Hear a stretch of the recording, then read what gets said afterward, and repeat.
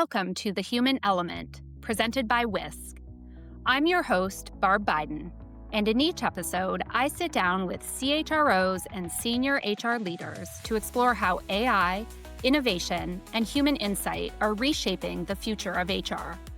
We'll explore how technology is reshaping leadership, strategy, and the role of HR by sharing candid stories, practical ideas, and strategic perspectives to help you shape the future.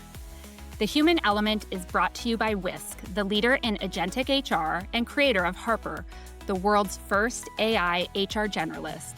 Learn how Harper can resolve up to 80% of routine HR tasks autonomously. Learn more about Whisk at whisk.com.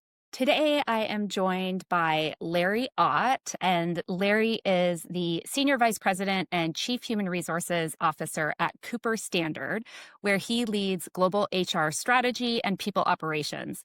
With 4 decades in the automotive sector, Larry has driven large-scale organizational and talent transformations and serves on multiple nonprofit boards as well.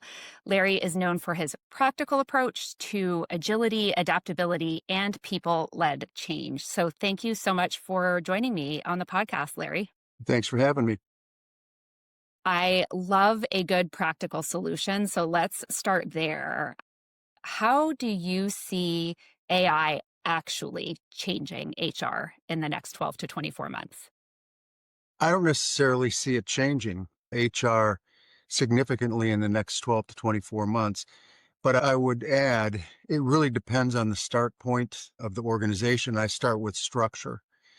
If you're structured in what I would refer to as a very traditional manner, maybe with regional business units that have their own hierarchy of HR, I think there are probably more opportunities. If you're structured using the David Ulrich model of HR business partners, centers of expertise, and business service centers, I think the opportunities are less. Doesn't mean that the tool can't be helpful. I just don't know that it's going to create the business results that you would otherwise have if you were at a different starting point. Got it. And I think in speaking about a global organization, when you think about what talent transformation looks like more broadly at a global scale, what do you see it taking to move from strategy to execution in talent transformation? It starts with a CEO who understands the importance of that work. I have the good fortune of working with one, and we've made great strides in terms of a lot of the processes that we use, the capabilities that we center on, our core values and the connection with those. It really takes a CEO and therefore a whole leadership team that is supportive of building a culture of talent transformation, talent development. That's really the key. And certainly in a global company where you have to entertain the different cultures, the different approaches, styles, and culture primarily, it really requires a unified, aligned leadership team starting from the very top. I could not agree more, especially when you have such a broad workforce to address. So at Cooper Standard, how are you rethinking talent strategy, whether it's things like skills, internal mobility, workforce transformation, things like that? What are you doing to stay ahead?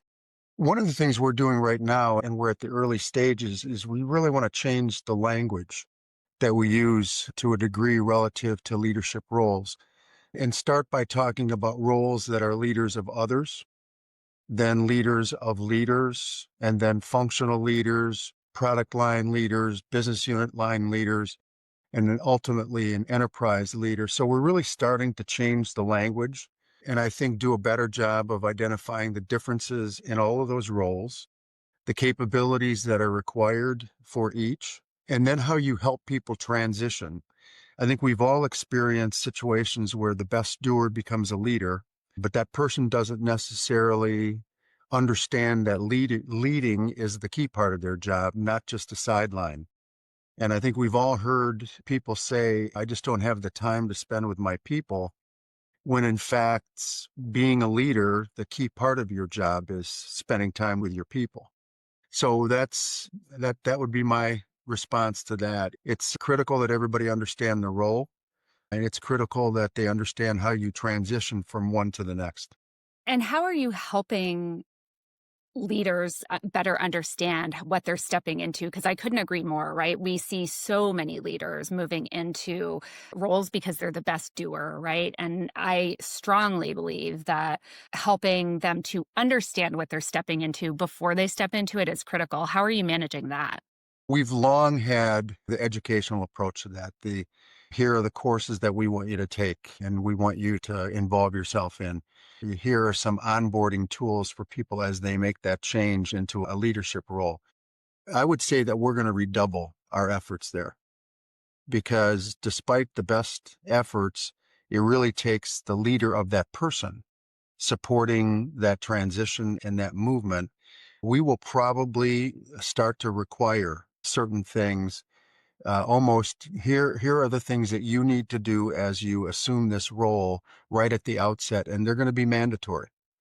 I think a lot of companies have put it out there and hope that the horse drinks the water. I think we're going to start more of an immersion with the horse. And hopefully over time, people will understand that investment up front is going to benefit them down the road as they become a better leader. Yeah. And what an investment in your workforce broadly, right? For your entire workforce to know that you have expectations of leaders and the type of leadership that they can anticipate as a team member in your organization because of the standard you hold leaders to. That's so great. I'm going to try to pull us back to AI for a second. So you said you don't see AI changing HR, which I actually think is a pretty profound statement. And I agree with that. I see lots of ways that it can change how we work, but does it profoundly change HR? Probably not, if that's where you were headed. But what do you think responsible AI adoption then would look like within the context of an HR team? I think it really centers on how you can do work a little bit more quickly and a little bit more effectively. I would say, and I've got roughly 200 HR people and a handful of communications folks. Everyone in that team is utilizing AI to some degree at this point in time. And they're using it in things like writing job descriptions. Our communications team will utilize AI every time they write something, whether it's a press release, an announcement, or what have you. So everyone in the team is utilizing it. I think it is going to help us do things a little bit better, a little bit more quickly. And then when you say that, and if you're a believer in value stream mapping and identifying ways to do things better and eliminating waste, once you've eliminated that waste, you have what we used to call idle time back in the Hmm. day. We still Yep. use that term. And then the question is, what do you do with that idle time? Do you fill it with value add, or do you try to use it as an opportunity to reduce the workforce? To be quite candid, in our case, we're an extremely lean HR team, and I've benchmarked it countless times with countless consulting companies. So the opportunities for us to get more lean utilizing AI aren't that great, in my opinion. We'll utilize it maybe in areas like business services to make processes a little bit quicker. But is that going to generate the opportunity to take a group of 5 down to 4? Probably not. My hope is that those 5 will do work more effectively, more efficiently, and then open up time to do things that we consider to be more strategic and more value added, including really focusing on how we help the business perform. And this isn't specific to AI, but I've always been a believer that HR is not a support department. I bristle every time somebody uses the term support department. I don't view us that way. I've spent, and you hit 4 decades. I shook my head when I heard you say it, but it's been 42 plus years for me. And I've always taken pride on understanding what we're trying to do from a business perspective. And I would much rather focus on the business strategy and let the HR initiatives fall out of that business strategy than spending all my time doing HR for HR. I really see opportunities for us to connect with the business even more strongly when you look at AI. And the way we're looking at it as a company, we're looking at the large blocks of opportunity. We're a manufacturing company. So what we're doing is we're looking where we've got issues, whether it be manufacturing, product development, or what have you. And can the tool help us there to make quantum leaps of improvement that bring dollars to the bottom line? And that's really what I have my team focused on, is working with the organization to find those big ones to go after. That's where you get the huge benefit when you start talking about, let's say, millions of dollars of savings. It's not going to be in my total rewards team of 5, but it's going to be working with manufacturing and purchasing to reduce our material costs as a percentage of revenue. That's where the goal is. Yeah, leveraging AI to create huge opportunities to create value for the business and starting with those big rock items first is what Correct. it sounds like. So we've talked about the value creation aspect of AI. When you think about use in HR and mitigating risk or risk management, where does your head go around how HR teams need to think about that? When it comes to risk, I'm not sure that I've spent a lot of time thinking about risk. And a lot of times when it comes to HR and I think about risk, I think about employee relations. AI is not going to help me address employee relations issues. I have a very talented team, and quite honestly, I don't think any of them would consult AI to say, how do you have a tough conversation with a leader who's not leading? I think they all really know how to do that. So from a risk perspective, I don't know, other than AI helping us do a better job of hiring. It's people have talked about the talent war is coming. The talent war started decades ago, and we've been in it for decades.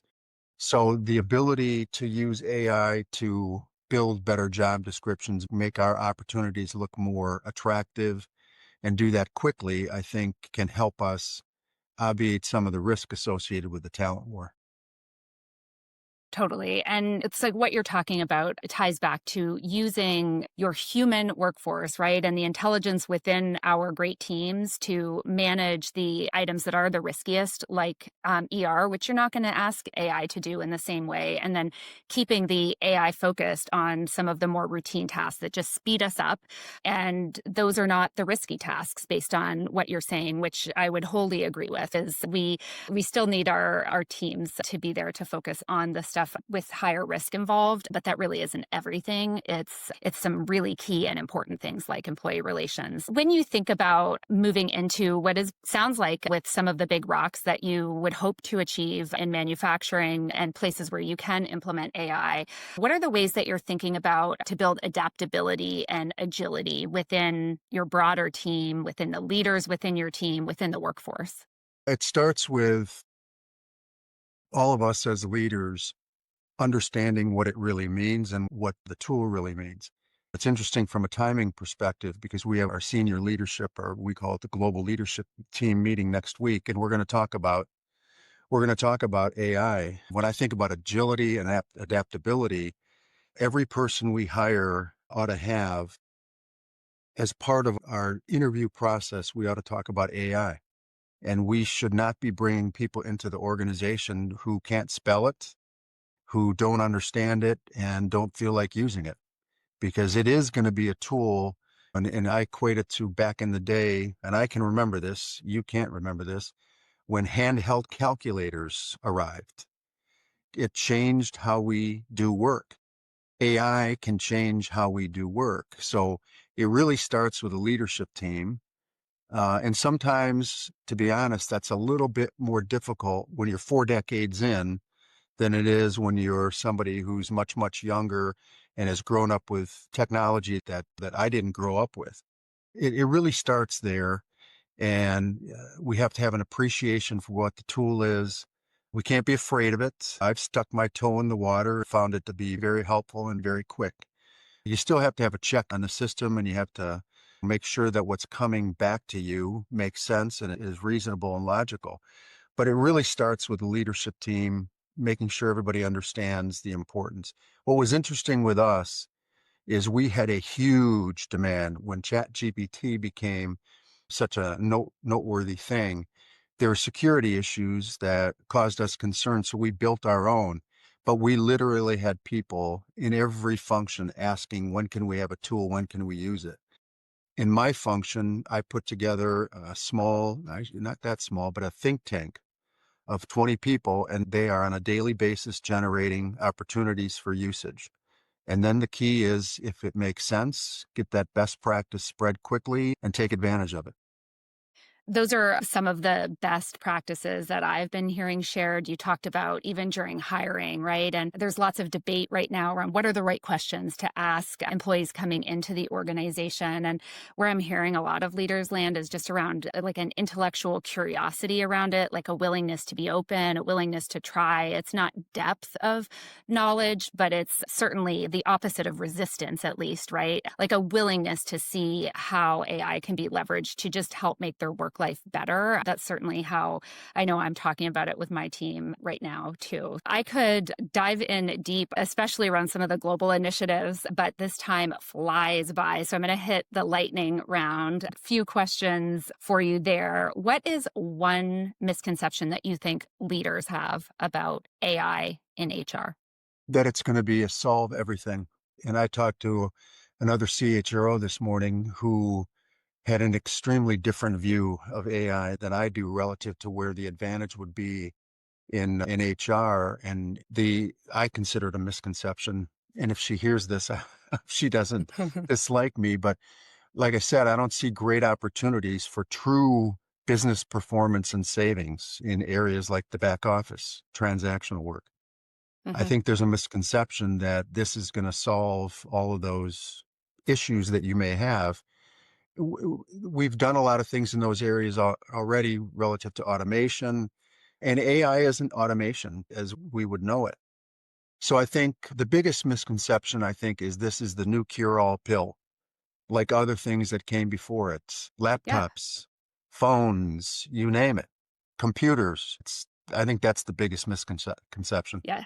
It's not going to fix something that you need to fix yourself. You've Right. been talking about that with Whisk a little bit, and even thinking through companies that don't have procedures written down and documented, right? AI can help you to get to a place where you've got those written down, but there is still work that you're going to need to do to get yourself in a place where you can leverage the AI, right? It can't do all of the things for you. So Correct. I totally agree with that. So, next question. What is one practical way to build adaptability on teams?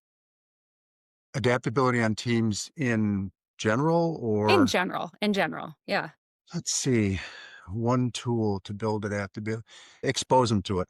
Hands Um, on, get d- their hands on, d- show them, get them doing. do tabletop exercises, do what ifs with people, watch how they adapt. And we just 5 years ago, we had a golden opportunity. And when people ask me what were the things that were the most helpful for an HR leader when COVID hit us, I say adaptability and agility. And the reason I say that is every single day as a leadership team, we confronted something that none of us had ever confronted before. And given how long I've been at it, for a while there, I thought, boy, there isn't anything I haven't seen. And then that came along. So it was Right. simple. It was simple things. It was keeping our people safe. If we happen to be in a business where we could actually contribute to personal protective equipment and help with masks, Yep. I think the key is exposing people to it and then watching how they react and coaching them after the fact. And particularly with folks new to the workforce, I think that's very useful. Our industry changes every single day. The auto industry changes every single day. Mhm. And you can tell the people who have been through that for a while because they just kind of roll with it. And every day isn't my hair's on fire. Oh my God, this happened. It's okay. This is different than yesterday, but something happened yesterday too. Yep. They've So, got resiliency and adaptability baked in through their right, experiences, it sounds. right. So, last lightning round question. If you could, I'm going to give you a magic wand on this one. So, if you could keep one HR practice that you absolutely love and drop the rest, what is the one thing we do in HR that you would absolutely keep and why? The thing that I would keep is building the ability to understand people. And that sounds very basic and very fundamental, but some people are outstanding gauges of people and readers of people in HR. Some aren't. I think that is the one thing that separates the really good HR people from the people who are just maybe pedestrian. That and a keen focus on what we do in the business. When I sit in the GLT, I I leave my HR hat at the door and I'm thinking about things like inventory levels and material cost and tooling cost and all those things. I don't sit there and talk about whether we're going to have a merit program or not, or how we're going to administer it. That's very tactical. And it's something that if I can't do that by now, I shouldn't have survived this long. So I think it's the being able to read people and help the business perform. That's really the combination I would keep. Thank you. And this has been great, Larry, learning from your experience leading global teams. I'm going to try and go to 3 takeaways here. I think we started off the conversation about talking about how transformation starts at the top, right? So top-down sponsorship is an absolute requirement for any type of change, whether AI transformation or anything else, especially in a global business. Then we talked a little bit about leaders, right? And you described, rather than leaders of leaders or leaders of people, it's like leaders of others, right? And holding leaders to a high standard being a really critical part around a piece around the experience that your teams have, but also continuing to drive that transformation. And then when we got into AI, I loved the tie back, of course, working in the automotive industry to value stream mapping, and the fact that really what we're doing here is if we have a way to leverage tools that can create idle time, we are not looking to reduce our already lean teams. What we're looking to do is create that idle time and then take the awesome humans that we have on our teams and let them apply those skills to things of even greater value to contribute to the business, which I will add also probably makes them love their jobs way more. So I love that take. So it's been so great to have you. Just one last piece of advice, if you could offer to HR leaders navigating transformation, what would you offer? I would offer, and I've said this already, is get close to the business, add value to the business. Don't just be tactical. When you go into a leadership meeting, whether it's a staff meeting or a budget review or performance review, elbows on the table, contribute, ask questions. Sometimes the questions an HR person might ask are questions that nobody else wants to ask, and they're questions that should be asked. Be a part of the business. Don't just be a support function. Don't just take notes. Be part of the discussion and help drive the business forward. I love it. I say you got to get in the business before you can work on the business. And I mean that exact same thing when I say it. This has been so great, Larry. Thank you for joining me Thank today. you. It was my Awesome. pleasure. Thank you for joining us on The Human Element, presented by Whisk. If you enjoyed this conversation, be sure to follow The Human Element wherever you get your podcasts. I'm Barb Biden. Thanks for listening, and we'll see you next time.